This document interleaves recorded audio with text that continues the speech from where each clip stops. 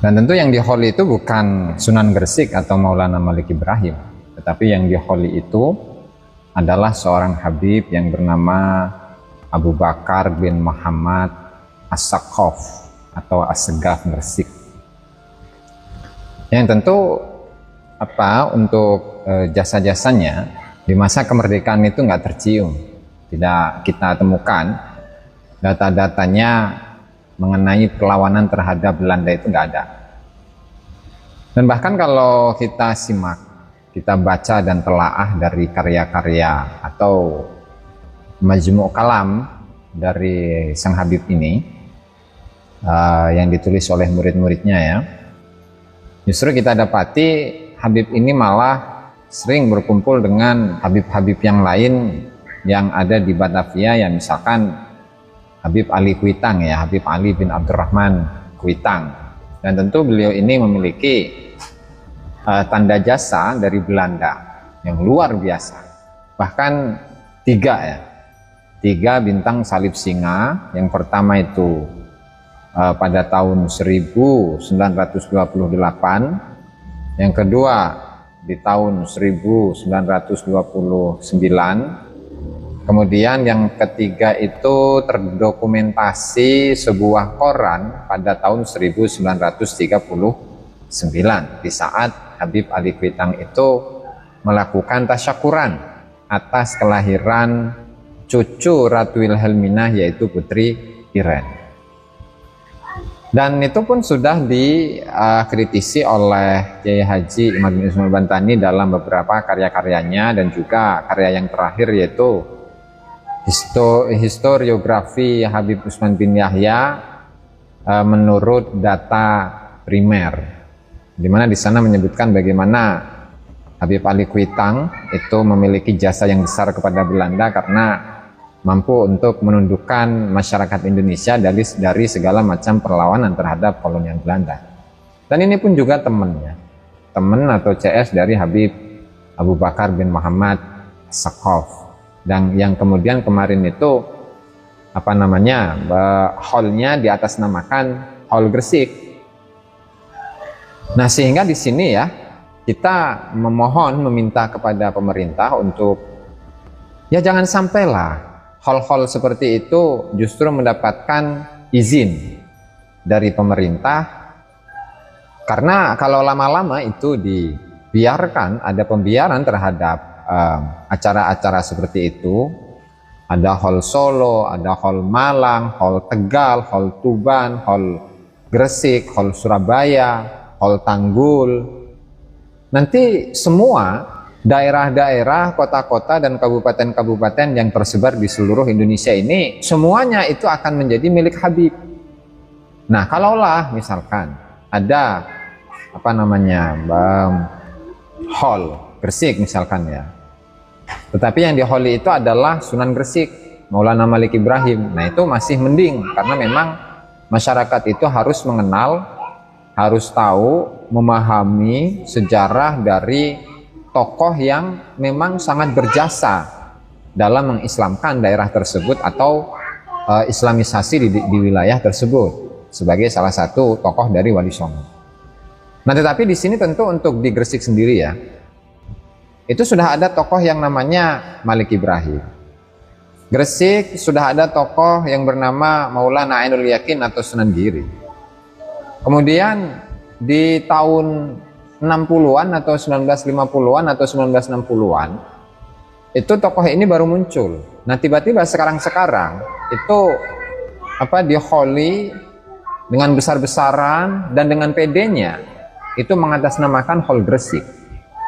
Tentu ini adalah upaya yang sangat berbahaya bagi generasi-generasi ke depan, karena nanti pada akhirnya akan difahami bahwa berarti tokoh atau sosok yang berpengaruh, sosok yang ada di Gresik itu adalah Habib, sosok yang ada di Malang Habib, sosok yang ada di Tuban Habib, sosok yang ada di Pekalongan Habib, sosok yang ada di Tegal ya Habib. Nah, kemudian di sini akan jadi apa nanti sejarah kita di masa depan? Semuanya nanti akan diklaim oleh Habib. Nah, tentu ini adalah suatu upaya-upaya ya penjajahan spiritual dan juga mentalitas bangsa Indonesia.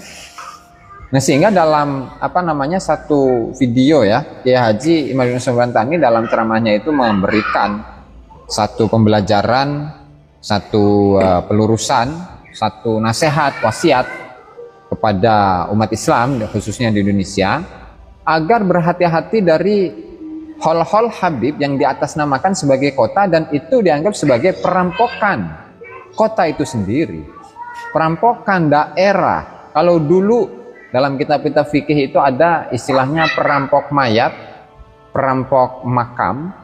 Yang dicuri itu adalah harta benda yang ada di dalam kuburan, kain kafan ataupun yang lain. Tetapi kalau sekarang itu status atau identitas dari kuburan itu yang dirampok. Bahkan kota dan juga kabupaten itu pun juga dirampok oleh kelompok-kelompok yang memang memiliki tujuan, memiliki target ke depan untuk membaklawisasikan Nusantara. Tentu ini berbahayalah, setidaknya cukup bagi kita untuk menjadikan pengalaman yang terjadi di Palestina sebagai sebuah pelajaran bahwa ternyata pola yang digunakan oleh orang-orang Israel untuk menguasai Palestina itu juga terjadi di Nusantara. Buktinya apa? Meskipun kita sudah menyuarakan berapa tahun ini, jangan sampai ada hal kota-kota di Nusantara. Faktanya apa? Sekarang masih ada kan.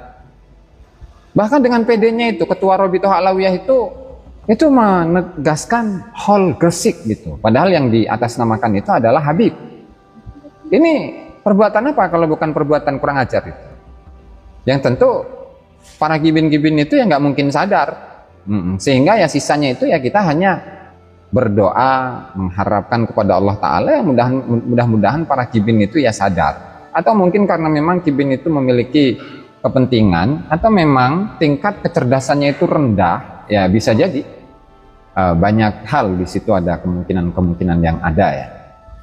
Makanya dalam satu teks di Majmu' Kalam Abu Bakar bin Muhammad Segaf itu kan memang judulnya itu Sohib Gresik, pemilik Gresik gitu kan. Berarti Gresik itu sudah milik Habib gitu. Nah, apakah negara itu akan diam? Apakah pemerintah itu akan diam? Atau bahkan pemerintah itu akan mendukung bahwasanya Gresik itu memang punyanya Habib? Nah, ini menjadi bahan bahan pemikiran lah setidaknya, bahan acuan, bahan pemikiran, bahan renungan.